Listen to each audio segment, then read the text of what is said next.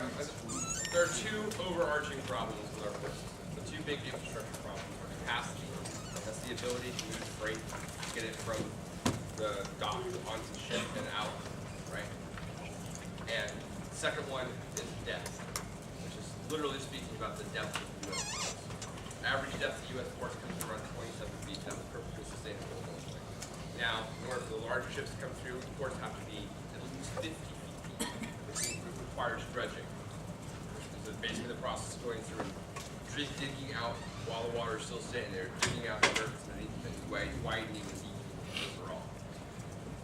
Ships are becoming larger overall. Globalization means that the more interconnected our trade system is, it's driving a larger shipping system overall. Not just more ships in that system, but the size of the ships overall. Which means that the weight of the ships is the ships are heavier, they ride lower in the port, scrape the bottom. That's not a good situation at all. And while the globalization has meant that the shipping industry has changed rather quickly, our port system, partially because we don't spend a lot of money on it, especially in these particular infrastructure areas, does not evolve nearly as quickly as kind of behind. In the 1960s and 70s, ships averaged 2,500 TEUs. That's a 20-foot equivalent unit, is what TEUs do. That's the unit of measure for how many cargo containers a ship can hold overall, right? The equivalent today, ships today are averaging 7,500 TEUs. And actually, that's getting to be small. 8,000 to 9,000 TEUs, becoming more and more common. 15,000 TEU super ships also that are on the water right now and transporting. Not particularly through our ports because they aren't deep enough to do so in some areas. In fact, those ships are called, well, the new era in shipping, the size of ships is called the Super-Panamax or Post-Panamax Era. Panamax referring to the enlarging of the Panama Canal and the dimensions the ships could be now because of the Panama Canal, which was reached rapidly. So, depending on the size of the lock, your inland waterways, and your ability to pass through that lock, or to dock in our ports, or the port due to the depth of the port overall. It's talking about is what determines whether a ship is a port is Super-Panamax ready or not. Many U.S. ports are not. Less than 15 Panamax ports in the U.S. China will have 20 by 2020. There are top 10 ports in the world, 9 of them China's.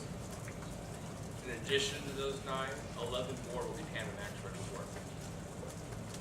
We're already beating us, and we're even further ahead in that area as well. So the question then for the affirmative is, what are some of the solutions to these? I kind of broke it down into two areas: technical solutions and then some other ones. Optical character recognition, better ways to the quick version of all these things. The better ways of tracking what is actually on the ships in general, like what is being moved onto, and the overall cost of them. Electrical seals, better able to contain them. Global positioning inside and outside marine terminals. This is a big one, and I think clearly an infrastructure issue, which is tagging of the ships for point of origin, knowing where they are at all times, making it easier for us to repair. The ports, getting big ships out, getting other big ships in is important. Some of these things are obviously not topical, but are listed in the two main reports about what we should do with our port systems, like improved business management practices. Not much you can do there. Equipment and highway coding engine technology needs to be replaced. Again, those are all things that are going to end up being on the industry. Probably the more relevant stuff is over here, the funding solutions, the things, the ways the USFG can better invest itself in our port systems. Public-private partnerships, incentives, tax breaks, loan guarantees, those sorts of things that invite companies to work on improving and to invest in improving the infrastructure of ports overall. Federal grant programs, there's a security grant program I talked about, but other grant programs that would be applied to and given to folks who want to apply for those grants deep in the harbors and so on, deep in the ports. That's some of the main ones.